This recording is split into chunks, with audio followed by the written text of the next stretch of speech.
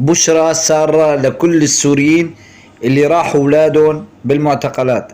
لواء علي ضبط الأمن العام قادم ليأخذ لكم حقكم من كل شي ضركم، من كل شي ضاركم.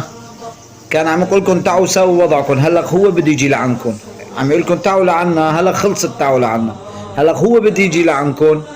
وبإذن الله كل شي كان يطبل للنظام وكل شيء بيعرف حاله. اللي عم يشوف الفيديو بتمنى التيك توك يرجع يشتغل بسوريا ويشوفوا. والله ايامكم قربت، يا بعده يا اما جايكم الطبل. ثانك يو. بشرى سارة لكل السوريين اللي راحوا اولادهم بالمعتقلات. لواء علي ضبط الامن العام قادم ليأخذ لكم حقكم من كل شي ضركم، من كل شي ضاركم.